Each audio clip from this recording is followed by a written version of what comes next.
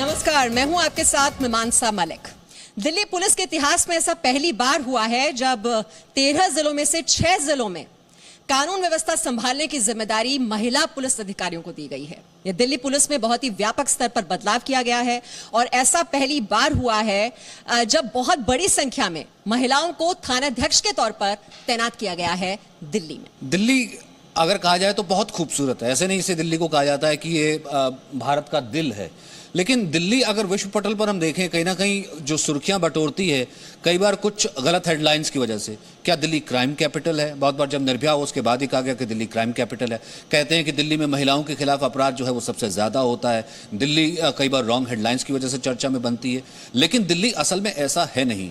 और शायद ये भी एक संयोग ही है कि अगर दुनिया में अगर ऐसी हेडलाइन भी कभी बनती है कि महिलाओं के खिलाफ अपराध दिल्ली में सबसे ज्यादा होता है, तो उसे ठीक करने के लिए भी जिम्मेदारी जो दी गई है वो सबसे ज्यादा, जो विश्वास किया गया तो सबसे पहले महिलाओं पर ही किया गया। और इस बीच हम बैठे हैं दिल्ली के सुरक्षा कवच के बीच। जी, हमारे लिए बहुत ही खुशकिस्मती की बात है और गर्व की बात है कि ये लेडी कॉप्स आप इस वक्त देख रहे हैं, ये है दिल्ली की दुर्गा शक्ति और इन्हीं के कंधों पर है अब दिल्ली को सुरक्षित बनाने की जिम्मेदारी। और आप देख रहे हैं यहां पर ये महिला ब्रिगेड जिस पर दिल्ली के पुलिस कमिश्नर ने इस बार बहुत ज्यादा भरोसा किया है।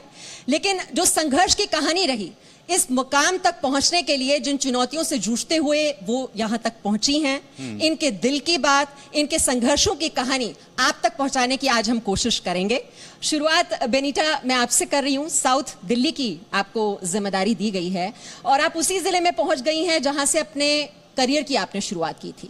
और वो निर्भया कांड जो आज भी लोग भुला नहीं पाए हैं, उस वक्त आपने बहुत ज़्यादा काम किया। निर्भया के साथ आप रहीं, उनके साथ सिंगापुर भी गईं, उनके पेरेंट्स के साथ आपका बहुत ही क्लोज एसोसिएशन रहा। वो कितना एक्सपीरियंस था आपके लिए?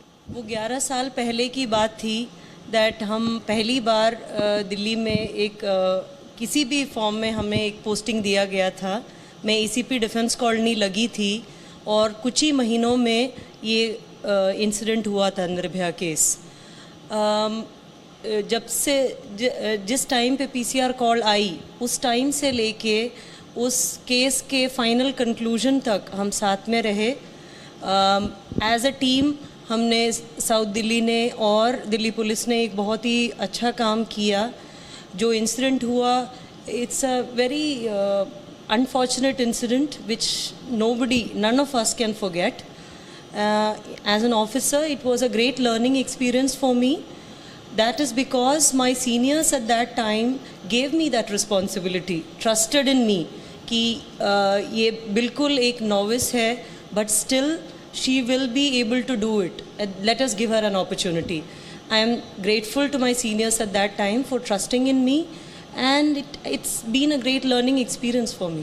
वेब सीरीज ने भी मेरे ख्याल से आपको फीचर किया, उसके बाद तमाम जगहों पर आप आई। वो कैसा अनुभव था? कैसे, मतलब it's like a super cop.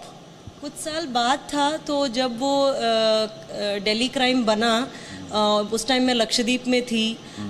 जो मेकर थे उन्होंने फ़ोन किया, कई बार हम लोगों की मुलाकात भी हुई। अच्छा था कि शुरुआत से लेके एंड तक हमें उसमें इन्वॉल्व किया गया। हम कई स्निपेट्स एंड कई एक्सपीरियंसेस हमारे उसमें जोड़ दिए गए। तो in many ways it is realistic. Of course it is means of an entertainment, so वो एक एडेड एंगल है उसमें, but very well made I must. मैं अपनी जो अगली मेहमान है मैम उषा जी, आपके पास आना चाहता हूँ। आपने डीसीपी नॉर्थ वेस्ट जो है पोस्टिंग ली है। मैं थोड़ा सा जैसे कि आपके बारे में पढ़ रहा था, इससे पहले जो है आप द्वारका, कालका जी और वसंत विहार में भी रह चुकी हैं। लेकिन जो चीज़ मैंने एक देखी कि ये सिर्फ फिल्मों में, जैसे कहते हैं कि हम कोई किरदार को देखते हैं और कई फिल्मों को देखते हैं तो कहते हैं कि हम कई बार मिक्सअप कर देते हैं, वो चीज़ें बहुत डिफरेंट होती हैं। लेकिन मैं आपका जैसे पढ़ा था कि रिलायंस की एक कोई डकैती हुई थी, 48 घंटे में डकैती सॉल्व कर देना, 17 गिरफ्तारियां करना, 7 किलो के करीब सोना बरामद कर देना। मतलब ये तो कोई फिल्म की कहानी चल रही थी। वो कैसा था वो वाला अनुभव? मतलब जिस दिन ये डकैती हुई थी, मतलब रात को डकैती हुई थी और शाम को मेरा ऑर्डर आया था कि मुझे डीसीपी नॉर्थ वेस्ट लगाया गया है। मैं उस समय पीसीआर में थी ऑर्डर जब आया तो मैं प्लान्स बना रही थी कि जब मैं ज्वाइन करूंगी तो मैं इस तरह से ब्रीफिंग करूंगी, इस तरह से क्राइम कंट्रोल करूंगी और I will be very harsh on criminals, जैसा हर कोई अपने फर्स्ट डिस्ट्रिक्ट पोस्टिंग के लिए सोचता है कि कप्तान बनाया है तो वे कप्तान क्या क्या करेगा।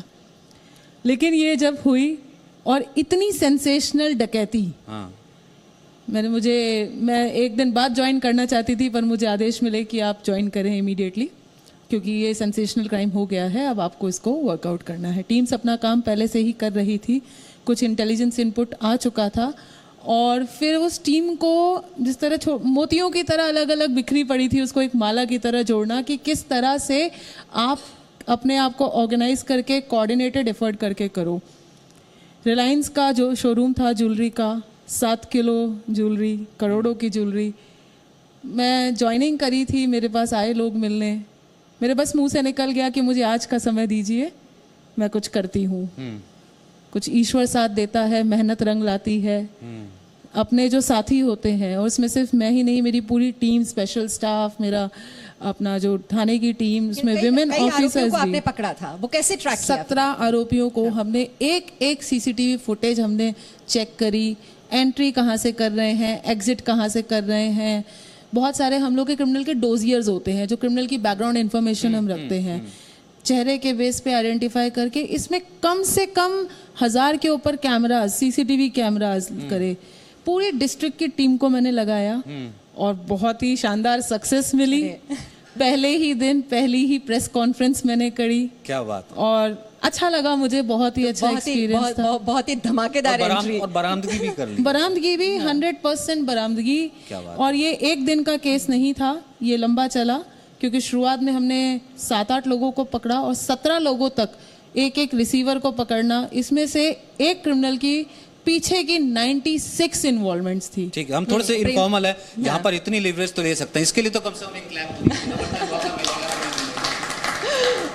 आगे बढ़ते हुए प्रियंका जी भी हमारे साथ हैं और प्रियंका जी ईस्ट दिल्ली की जिम्मेदारी संभाल रही हैं और ईस्ट दिल्ली सबसे ज्यादा जो इस वक्त का संवेदनशील मुद्दा है, किसान आंदोलन, गाजीपुर बॉर्डर जहां पर सड़कों को ब्लॉक कर दिया गया है, तो ये जब पॉलिटिकली सेंसिटिव जब इतना इशू आप डील करते हैं, उसमें किस तरह की दिक्कतें आप फेस करते हैं? 26 जनवरी के बाद सेंसिटिविटी थोड़ी बढ़ गई थी and by and large peaceful protest है, बट जैसा कि आपने बताया कि एक पॉलिटिकली जब सेंसिटिव मुद्दा रहता है तो हम लोगों के लिए भी एक 24/7 एक्सरसाइज हो जाती है। सो कोशिश रही रहती है कि हमारे जो लॉ एंड ऑर्डर अरेंजमेंट्स हैं उन सबको एड्रेस करें एंड यस चैलेंजिंग है, but we address it by having foolproof arrangements. जाम खुलवाना, आम लोगों का कंसर्न, फिर नेताओं को डील करना मुश्किल नहीं हो जाता कई बार? बिल्कुल मुश्किल हो जाता है। काफ़ी बार हम लोग आई थिंक पब्लिक से काफ़ी फ्लैक भी ड्रॉ करते हैं, but then by and large I think public भी अंडरस्टैंड करती है किस तरह की स्थितियां हैं और उस तरह से हम लोग जब ट्रैफिक डाइवर्जन्स क्रिएट करते हैं दे फॉलो इट। ईशा, मैं आपसे पूछना चाहता हूँ, मैं आपको इंट्रोड्यूस करवाऊँ पहले, डीसीपी साउथ ईस्ट आपने ज्वाइन किया है ना? इससे पहले भी आप एडिशनल डीसीपी के रूप में काम कर चुकी है सेंट्रल और है ना नॉर्थ डिस्ट्रिक्ट में। पर मैं थोड़ा सा अगर पढ़ रहा था, आप तो पत्रकार भी रह चुकी हैं, है ना, जर्नलिस्ट भी रह चुकी हैं, और फिर उसके बाद आईपीएस चुनने के अलावा आपने स्टडीज़ जो है वो जो आपने जो मास्टर्स किया वो अमेरिकन स्टडीज़ वाला किया जो है, तो बहुत आसानी से जो है आपके इंटरेस्ट बताते हैं, बहुत आसानी से आप वो UNGA IFS की तरफ और उस तरह जाती, मतलब इतनी चैलेंजिंग जॉब और इतनी ज़्यादा सेंसिटिविटी के साथ यहाँ दिल्ली संभालने के लिए, ये क्या एक पैशन था आपको यहाँ तक लेकर के आए, क्या था कि नहीं पुलिस में ही जाना? देखिए, सिविल सर्विसेज में जाना चाहती थी और पेरेंट्स मेरे आर्मी से अलाइड हैं, मैं आर्मी पब्लिक स्कूल में पढ़ी हूँ, तो यूनिफॉर्म तो हमेशा देखती थी। और जब ये कारगिल का युद्ध हुआ था तो उस समय मैं क्लास 9-10 में रही होंगी और उस समय आर्मी पब्लिक स्कूल में सीनियर ऑफिसर्स जो GOC NC होते थे और वो सब आते थे, तो एक्चुअली हम जितनी भी लड़कियां थीं स्कूल में वो उस चीज़ को देखती थी और चाहती थी कि यूनिफॉर्म भी डॉन करें, हाँ पहने। बट सिविल सर्विसेज का चस्का मेरे फादर ने मुझे लगाया और बहुत सपोर्ट किया, हमेशा मोटिवेट किया कि इस तरफ ध्यान दूं। तो जब मैं पत्रकारिता भी कर रही थी या मैं कोई और भी जॉब कर रही थी तो सोचती थी कि एंड तो यही है। बीच में अपने आप को सपोर्ट करने के लिए वो जॉब्स कर रही थी। तो फाइनल तो यही सोचती थी, बट इसमें भी क्वालिफाई करने के लिए काफ़ी मेहनत करनी पड़ती है। पहली बार में मैं नहीं कर पाई, तो मेहनत करती रही। फिर जब क्वालिफाई हो गया और इसमें आ गई, उसके बाद का संघर्ष तो हम सबका सेम ही रहा है। श्वेता जी, आपने तो आउटर दिल्ली, जो कि क्राइम के पर्सपेक्टिव से बहुत ही मुश्किल इलाका माना जाता है, और न्यू दिल्ली जो कि पॉश है, सबसे वीआईपी इलाका दिल्ली का, वहाँ पर आप काम कर चुकी हैं और उससे पहले आप लेक्चरर भी रही। ये बहुत ही एक ज़बरदस्त ट्रांसफॉर्मेशन और ट्रांजिशन। एक लेक्चरर जो कि बहुत एक पीसफुल लाइफ होती है, और ये दमखम रॉब वाली पार वाला ये प्रोफेशन, इसमें कैसे आई? देखिए, वो भी अपनी चॉइस से लिया था, अच्छा लगता था, पढ़ाना भी अच्छा लगता था। I use to teach English literature in Delhi university.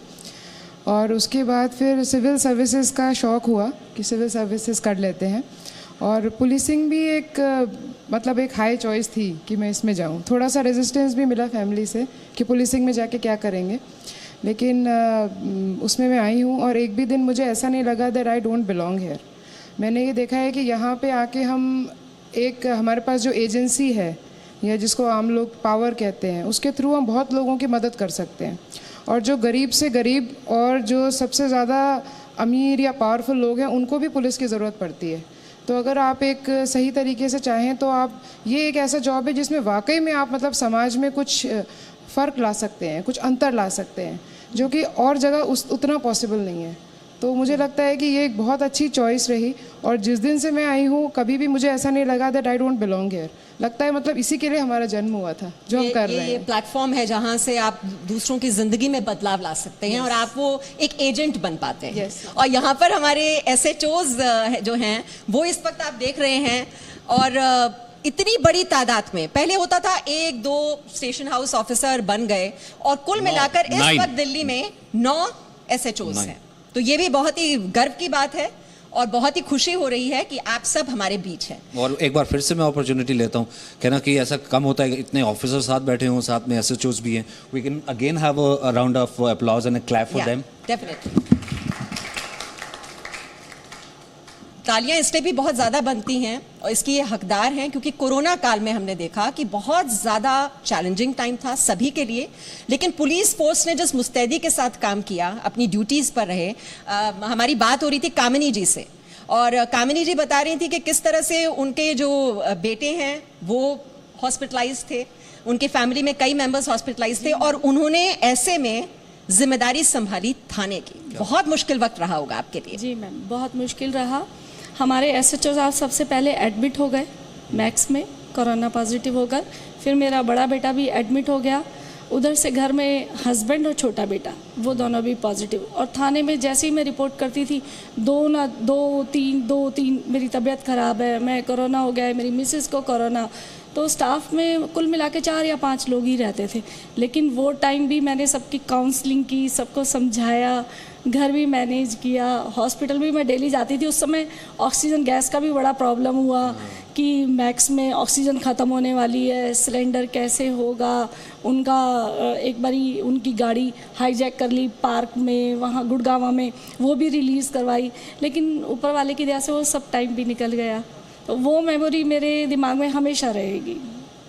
जी, आप भी कहनी थी उस वक्त भी, कोरोना के वक्त में काफ़ी PCR में थी, हेल्प भी करना होता था, प्रेशर भी था। यस, कोरोना टाइम पे उस समय मैं साउथ ईस्ट जोन PCR में थी, और एम्बुलेंस सर्विसेज बंद हो गई थी।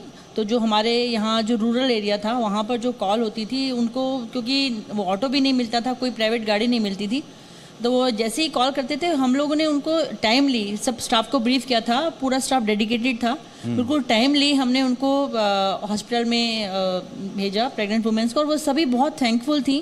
कई लोगों ने तो ये कहा कि अगर आप नहीं होते उसमें, हमारी ये पुलिस सर्विसेज हमें नहीं मिलती, तो हम कहाँ जाते, बहुत असहाय महसूस करते थे, और सभी ने बहुत थैंक किया।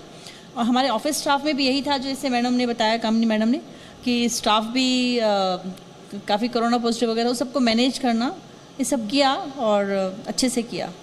तो हमें अच्छा लगता है आपको एक्सीलेंस अवार्ड भी मिला अपनी सर्विसेज के लिए। हाँ, मैं उसमें सेंट्रल पुलिस कंट्रोल रूम में थी, तो हमने कुछ काफ़ी कॉल्स पर इस तरह से काम किया था, तो ऑफिसर्स ने हमें एक्सीलेंस अवार्ड भी दिया था। जी, और हमारे साथ सपना जी भी हैं, जिन्होंने कॉमनवेल्थ 2G घोटाले की वो जांच में शामिल रहीं, और लाजपत नगर जो बम ब्लास्ट हुआ था उसमें वो लेडी फरीदा को कश्मीर भी लेकर आई थी। Yes ma'am. ये कुछ एक्सपीरियंस शेयर कीजिए, क्या हुआ था? जब मैंने दिल्ली पुलिस 94 में ज्वाइन की थी, 95 में जो हमारा प्रैक्टिकल ट्रेनिंग होती है, मुझे लाजपत नगर पुलिस स्टेशन मिला था। तो ज्वाइनिंग के कुछ ही टाइम में ये सेंट्रल मार्केट में बॉम्ब ब्लास्ट हो गया, और जस्ट न्यूली ज्वाइन थी, लेकिन I am thankful to my officers. उन्होंने मुझे इन्वेस्टिगेशन टीम में रखा, और कश्मीर भी हम वो लेडी जो फरीदा थी उसको हम अरेस्ट करके दिल्ली तक लाए थे। तो बहुत अच्छा एक्सपीरियंस रहा मेरा ये। मैं एक चीज़ और मैम से अभी शेयर कर रहा था, तो मैंने कहा कोई हिडन टैलेंट ज़रूर, ऐसा तो है नहीं कि सिर्फ एक टफ इमेज की, क्योंकि आप यूनिफॉर्म में हैं तो इसलिए सिर्फ एक टफ इमेज है।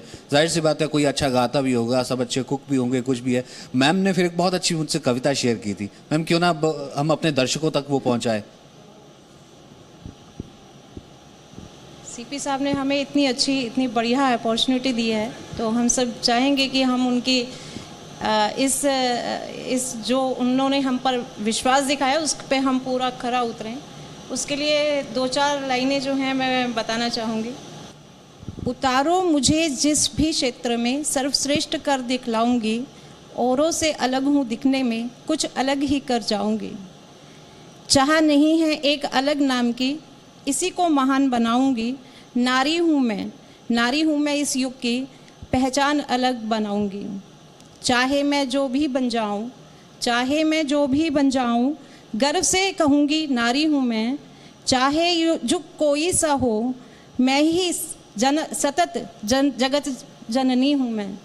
चाहे कोई कुछ भी कहे, हर पल हर समय एक पल, उस क्षण में मैं अपने आप को आपके सामने, सबके सामने प्रूव कर पाऊंगी। नारी हूँ मैं इस युग की, सबका सब कुछ न्याय दिलवाऊंगी। उर्वजा जी, मैं क्या कहता हूँ, उससे पहले मुझे लगा कि चलो एक राउंड यहाँ से हो जाते हैं। आपने डीसीपी वेस्ट ज्वाइन किया है, जैसे इन्होंने अभी एक कविता सुनाई, मैं एक जर्नल आपसे पर्सपेक्टिव जानना चाह रहा था कि जैसा कि ईशा जी ने भी कहा, इट्स नॉट जस्ट कि it's our qualification, that's why we are sitting here. ये हमारी क्वालिफिकेशन है, अनुभव है, and we have earned it. लेकिन फिर भी चाहे कुछ भी कहिए, पुलिस सर्विसेज कुछ ऐसा नहीं कि it's like a male dominating thing. हम खाली पुलिस को एज सेपरेट एंटिटी नहीं देख सकते। अगर आप देखेंगे तो ये पूरा समाज ही पुरुष प्रधान समाज है हमारा।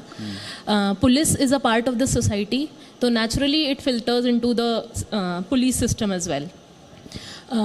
ये किसी ज़माने में काफ़ी मुश्किल हुआ करती होगी कभी लेडी ऑफिसर्स को अपने आप को इस्टेब्लिश करने में और एक पूरा ज़िला रन करने में, बट आज के ज़माने में मुझे लगता है कि जो चैलेंजेस कोई एक मेल ऑफिसर फेस करता है, इररिस्पेक्टिव ऑफ द जेंडर, वही चैलेंजेस फीमेल ऑफिसर्स के लिए भी आते हैं। We are all professionally trained. देखिए, आप आज अगर हम युवाओं की बात करें जो आप को सुन रहे हैं, इस वक्त देख रहे हैं, आप उनके लिए रोल मॉडल्स हैं, आप सभी उनके लिए रोल मॉडल्स हैं। लेकिन आपकी ज़िंदगी में भी कोई रोल मॉडल रहा होगा? जी, मैं बिल्कुल शेयर करना चाहूँगी। मैं 5 ईयर ओल्ड थी और देहरादून में पढ़ रही थी, तो उस टाइम पे पहली बार मेरी मुलाकात डॉक्टर किरण बेदी से हुई थी, और मुझे नहीं पता था जी, और मुझे नहीं पता था कि वो पहली महिला IPS ऑफिसर हैं। मेरे पिताजी ने मुझे ये बताया, और उन्होंने ही ये सपना दिखाया मुझे कि मुझे भी आगे चल करके डॉक्टर किरण बेदी की तरह एक IPS ऑफिसर बनना है। और इससे मैं अपनी खुशकिस्मती कह सकती हूँ कि आज मैं ना सिर्फ मैम के काडर में हूँ, बल्कि मैडम वाली सर्विस ही ज्वाइन करके मुझे समाज को कुछ कंट्रीब्यूट करने का मौका मिला है। लेकिन ईशा जी, अभी भी अगर हम देखें पुलिस फोर्स में जो महिलाओं की भागीदारी है वो लगभग 12-13% ही है, इससे ज़्यादा नहीं। और सीनियर पोजीशंस की बात की जाए तो वो प्रतिशत और भी ज़्यादा घट जाता है। ऐसा क्यों है? देखिए, मुझे लगता है कि जब पुरुष किसी भी जॉब में आते हैं तो उनके पीछे एक वाइफ होती है, महिलाओं के पास वाइफ नहीं होती है। वो एक बहुत बड़ा हैंडीकैप होता है, you know. So, till we make these systems which can sustain a woman getting into the job, कहने का मतलब है कि हमारे पास क्रैश की फैसिलिटीज़ हों, चाहे वो हमारे पुलिस स्टेशंस में हों या सब डिवीज़न लेवल के ऑफिसेज़ में हों, हायर लेवल पे पहुँचते पहुँचते बच्चे बड़े हो जाते हैं। बेसिकली मुझे ऐसा लगता है कि जब हम नौकरी में आते हैं और शुरुआत के 10 साल में, उसी समय में आपके बच्चे भी छोटे होते हैं, परिवार भी नया होता है और आपकी जॉब भी सबसे ज़्यादा डिमांडिंग होती है। उस समय में अगर हमें सिस्टम्स मिल जाएं जो हमें हेल्प करें, तो ऑल ऑफ अस या और भी लड़कियां जो हैं कम से कम 50% पुलिस में हो सकती हैं, तो 11-12% से 50% की तरफ जा सकते हैं। और कोई फनी इंसिडेंट किसी के साथ हो, कोई फनी इंसिडेंट किसी को याद आ रहा हो जो, क्योंकि ये तो आप जो डीलिंग्स आपकी होती हैं लोगों के साथ कि कितना मुश्किल काम आपका है वो तो सबको पता होता है, लेकिन कुछ जिंदगी के कुछ अनछुए पहलू भी होते हैं, वो भी हमारी कोशिश है लोगों तक ज़रूर पहुंचने चाहिए। आप में से जो भी शेयर करना चाहे ऐसी कोई बात, कोई फनी इंसिडेंट किसी के साथ हुआ हो। हाँ, यस, माइक ले लीजिए प्लीज़। मैं सेंट्रल पुलिस कंट्रोल रूम में थी, तो हमारे पास डिफरेंट टाइप्स ऑफ कॉल्स आती रहती थी। उनमें से एक मैं शेयर करना चाहूँगी। तो हमारे पास कॉल आई, वो लेडी बार बार कॉल करके कह रही थी आप पुलिस को भेज दीजिए, पुलिस को भेज दीजिए। उनसे पूछे थे क्या हुआ, कोई क्या मैटर क्या है। बोले नहीं, मेरा बेटा ना दवाई नहीं पी रहा है, इसको दवाई पिलानी है, पुलिस वाले आ जाएंगे तो मेरा कहना मान लेगा, दवाई पी लेगा, तो आप पुलिस को भेज दीजिए। अच्छा, पुलिस वालों का खौफ अब घर पे होता है, बाहर तो चलो ठीक है भाई पुलिस आ जाएगी, ठीक है बच्चे रहते हैं। अब आपके बच्चे भाई घर पे ही पुलिस है, मम्मी पुलिस है, हैं? तो घर पे बच्चे क्या करती है, बच्चों के लिए रोल मॉडल होते हैं कि नहीं मम्मी पुलिस है तो मम्मी से बच्चे डरते नहीं है। सर कभी कभी अपने बच्चे नहीं, उनके फ्रेंड्स भी डरते हैं कि अच्छा। इनकी मम्मी पुलिस में है, वही नहीं हमें भी डांटेंगे। वो भी सीधा रहते हैं, बहुत बारी कि रिपोर्ट हो जाएगी, कुछ गलत काम नहीं करना है। और वर्क लाइफ बैलेंस की अगर बात की जाए तो मुश्किल रहता है, long hours of work, odd hours of work, जैसे हमारे मीडिया में भी होते हैं ऑड आवर्स ऑफ वर्क, तो ये भी काफ़ी चैलेंजिंग हो जाता है कभी, क्योंकि जब तक फैमिली की सपोर्ट ना हो तब काफ़ी मुश्किल हो सकता है। तो आप सभी के साथ वो क्या फैमिली सपोर्ट रही? हाँ, फैमिली सपोर्ट बहुत ज़रूरी है और हम लोग लकी रहे, मैं लकी रही कि मेरी को एक ऐसी फैमिली मिली है, परिवार मिला है जो हमारे काम को उतना ही इम्पोर्टेंस देता है जितना मेरे हस्बैंड के काम को देता है। तो मेरे बच्चे को भी आज पता है कि मम्मी का ऑफिस जाना ज़रूरी है और इस टाइम मम्मी चली जाएंगी और अगर कुछ काम होगा तो रात में भी चली जाएंगी या लेट से आएंगी। और एक पीछे से परिवार का भी सपोर्ट चाहिए, मतलब पेरेंट्स या फिर इन लॉज जो भी हैं, ताकि बच्चों की देखभाल हो जाए, घर एक सुचारू रूप से चलता रहे। जैसे पहले ईशा ने बताया कि अगर आप ये वेट करेंगे कि हम घर आके खाना बना देंगे और तब कब खाएंगे तो सब शायद भूखे ही रह जाएंगे, तो इसलिए वो अपने आप हो जाता है। I have got a very supportive husband,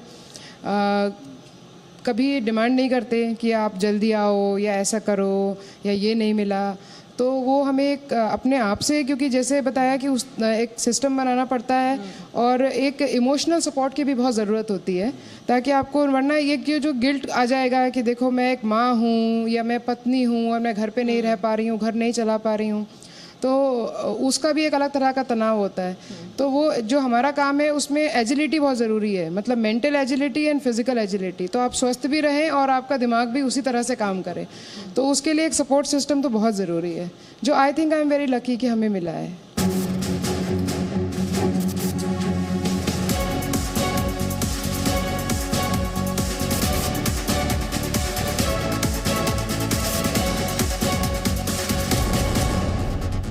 Presenting B News app, available on Google Play and App Store. Download it now.